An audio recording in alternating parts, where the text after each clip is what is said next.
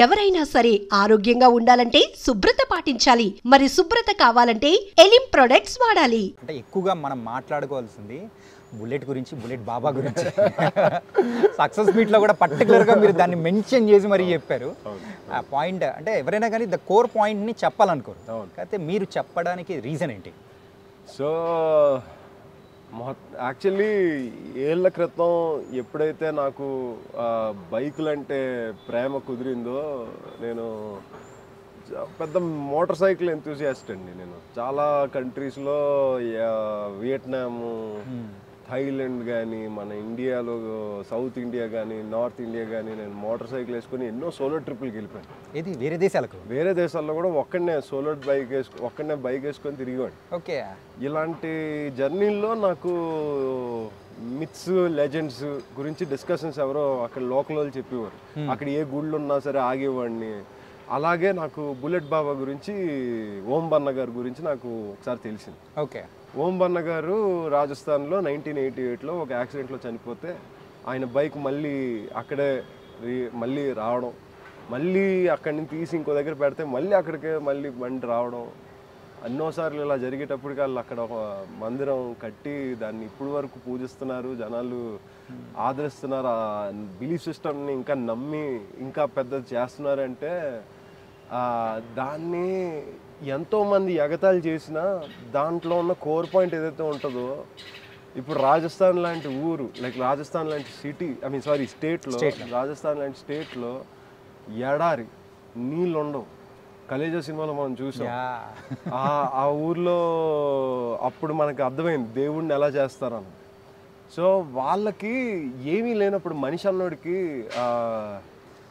నీళ్ళు లేకుండా, ఫుడ్ లేకుండా, ఈ మనుషులు లేకుండా ఏం లేకపోయినా సరే బతుకుతాడు, కానీ నమ్మకం లేకపోతే బతకలేడని ఒక పాయింట్ అయితే నేను నమ్ముతానండి చాలా గట్టిగా. Okay.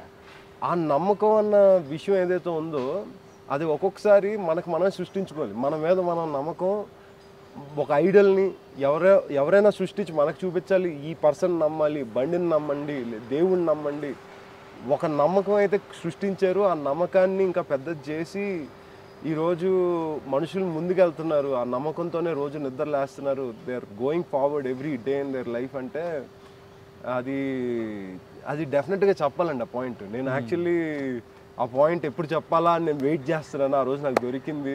Very happy that audience చాలామంది కొత్తగా చాలామంది తెలియదు ఆ విషయం. అంటే ఇన్ఫాక్ట్ మీరు అది మెన్షన్ చేసిన తర్వాత, సినిమాలో చూసిన తర్వాత అందరూ సెట్ చేయడం స్టార్ట్ చేశారు. అవును.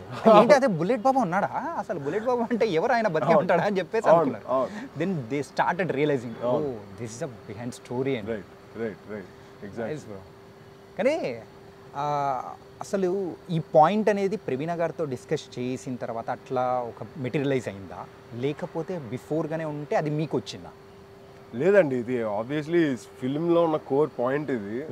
అండ్ ప్రవీణ గారు ఎప్పుడైతే ఈ కథ నాతో డిస్కస్ చేశారో నాకు ఇనీషియల్గా నాకు ఆ కోర్ నాకు అర్థం కాలేదు. నేను ఇంకా రామకృష్ణ, గడ్డివాము, ఈ బైక్, రికార్డింగ్ డాన్స్, ఈ మొత్తం కమర్షియల్గా ఉంది సినిమా. దీంట్లో నేను లాస్ట్ అయిపోయా.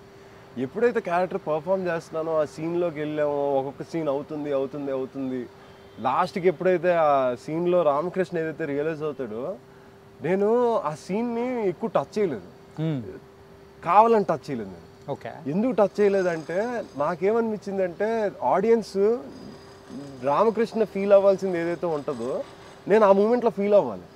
నేను ఆ మూమెంట్లో ఫీల్ అయితేనే ఆడియన్స్ ఆ క్యాప్చర్ అయినప్పుడు ఆడియన్స్ అది కరెక్ట్గా రిసీవ్ చేసుకోగలరు. నేను కూర్చొని ఆ స్క్రిప్ట్ నేను మొత్తం ఫాలో అయ్యి మొత్తం చదువుకొని నేను మొత్తం ఇంకా నేను మీ దగ్గర యాక్ట్ చేస్తే ఈ యాక్టింగ్ మంచి ఆర్టిస్ట్ అనుకో. అది ఆన్ స్క్రీన్ మనము ఎవరినైనా మోసం చేయొచ్చాము, కానీ స్క్రీన్ని మనం మోసం చేయాలి, కెమెరాని మోసం చేయాలి. Exactly. Each and every detail capture అవుతుంది. 3 minutes కట్ చేయకుండా ఒకటే ఫ్రేమ్లో పెట్టారు. అది పెట్టగలిగారంటే నేను ఆ క్యారెక్టర్ని కంప్లీట్గా కూడా కన్జ్యూమ్ చేయకుండా, ఎంత కన్జ్యూమ్ చేయాలో ముందు అంత కన్జ్యూమ్ చేసి ఆ మూమెంట్ వరకు హోల్డ్ చేసి దానికి ఎక్కువ రిహార్సల్ చేయకుండా ఆ మూమెంట్లో ఆ బాయిలింగ్ పాయింట్లో నేను యాక్చువల్ రియలైజేషన్ని నేను మీకు చూపించాను. కాబట్టి ఆడియన్స్ దాన్ని కరెక్ట్గా రిసీవ్ చేసుకున్నారు, సినిమా పండింది. సినిమా పండింది. లేకపోతే సినిమాలో మెయిన్ సీన్ అది రామకృష్ణ రియలైజ్ అయ్యే మూమెంట్ ఒకవేళ కానీ వర్కౌట్ అవ్వలేదంటే ఆ మూమెంట్లో అంత ప్రొడక్షన్కి అంత చేసి అంతా ఉండి ద మెయిన్ పాయింట్ దగ్గర మనం కొంచెం షేక్ అయిపోయినా కానీ ఆ సినిమాని షేక్ అయిపోయింది. కానీ you manage it very very very well. అందుకే ఏమో మనం ఇలా కూర్చొని హ్యాపీగా మాట్లాడుకుంటాం. థ్యాంక్ యూ, గుర్తించారు అది చాలు. అండ్ బ్రో గెడ్డిమాము చాట జరిగిన సంగతులు ఏంటో సినిమా చూసాం అంటే అర్థమైపోయింది. ఓకే, కానీ మీరు చెప్పిన ఒక బ్రహ్మసూత్రం ఏంటంటే గెడ్డిమాము చాటికి వెళ్ళకూడదు అబ్బాయి అని మాత్రం అర్థమైపోయింది. వెళ్తే ఏమవుతుందో ఆ సర్కమ్స్టాన్సెస్ అనేది కూడా ఈ సినిమాలో క్లారిటీగా చూపించారు. యా, నాకు అక్కడ ద క్లైమాక్స్ పార్ట్లో మీరు ఒకనొక పాయింట్లో అందాన్ని మీరు ఓకే అనేస్తారు, అంతా అయిపోతుంది. అది విధేమో కానీ మళ్ళీ మీ ప్రేమ వైపు వచ్చేసి అలా అయిపోతుంది కదా. సో దట్ పాయింట్ ఎలా డీల్ చేశారు బ్రో ప్రవీణ గారు? అది ఇట్స్ వెరీ డిఫికల్ట్ ఆ పాయింట్ని డీల్ చేయడం అనేది. ప్రేక్షకులకు కరెక్ట్గా కన్వే చేయడం అనేది కూడా వెరీ ఇంపార్టెంట్. ఆ కన్వే చేసిన విధానం ఎలా అనిపించింది? నాకు లైఫ్లో ఎన్నో సిచ్యువేషన్స్లో ఎప్పుడైతే ఒక పని మనం చేస్తూ ఉంటామో కానీ మనకు ఫలితం రానప్పుడు స్టిల్ మన ఫలితం ఆశించకుండా మనం చాలామంది భారతదేశంలో మనం చాలామంది ప్రతిరోజు ఫలితం వస్తుందా లేదా ఆశించకుండా మనం రోజు మన డేని స్టార్ట్ చేసి మనం ఎండ్ చేస్తాం. మనకు అనవసరం నెక్స్ట్ డే మనకు ఆ ఫలితం వస్తుందో లేదో. అలాంటి సిచ్యువేషన్లో రామకృష్ణ పడ్డాడు. ఆడికి ఫలితం రావట్లేదని ఆడికి తెలిసిపోయింది. ఎంతో అన్ని ప్రయత్నాలు చేసాడు, చేసి ఒక పాయింట్లో ఇంకా ఆడి వెక్స్ అయిపోయి ఇంకా చాలు నాకు ఈ మెరాకిల్ ఇంతమంది అవసరాల ముందు నేనంతా అనుకోని అటు ఎప్పుడైతే అటు కంప్లీట్ గివప్ ఇచ్చేసి సరెండర్ అయిపోయాడు దేవుడికి, ఆ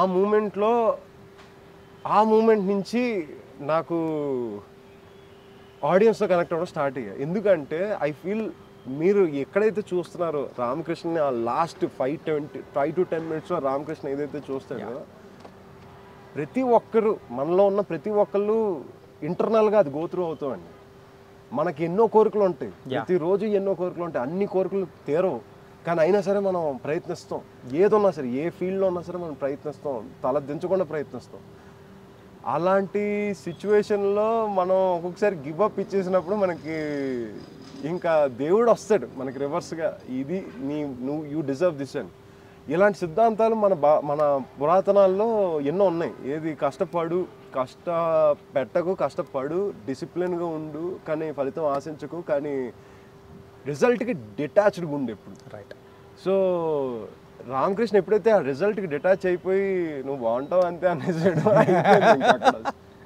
డిటాచ్ అయిపోయాడు. ఇన్ఫ్యాక్ట్ చెప్పాలంటే ఆ పాయింట్లో ఒక్కసారిగా అందరు షాక్, అర్థం కాదు కదా ఆ మూమెంట్. కానీ అండ్ దాని తర్వాత జరగాల్సింది జరిగింది. మూవీ చూసిన వాళ్ళందరికీ అర్థమవుతుంటుంది దేని గురించి మాట్లాడుతున్నా అనేది. అండ్ ఇంకొక ప్రత్యేకంగా మనం మాట్లాడుకోవాల్సింది మన అప్పన్న క్యారెక్టర్ విజయ్ గారి గురించి, రవీంద్ర విజయ్ గారు.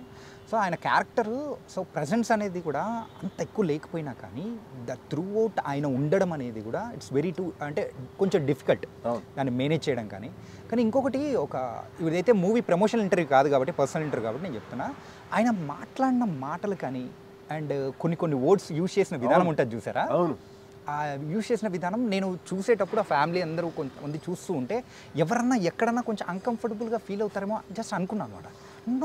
అనట్లేదు, అది కరెక్ట్గా డీల్ చేయడం అనేది కూడా అనిపించింది. అవును, అది ఆయన ఎక్స్పర్టీజ్ అండి. ఆయన ఎక్స్పర్టీజ్ ఏంటంటే మనకి ఎప్పుడైతే కొన్ని క్యారెక్టర్స్ ఇబ్బందికరమైన మాటలు అనాలో అలాంటి టైంలో ఒక టైప్ ఆఫ్ లైన్ ఉంటుందండి. ఒక ఆర్టిస్ట్గా మీకు తెలిసే ఉంటుంది, ఒకరిని హర్ట్ చేయొద్దు పర్సనల్గా, but at the same time ఆ క్యారెక్టర్ని పండించాలి. He's very very good at that and he has done that brilliantly.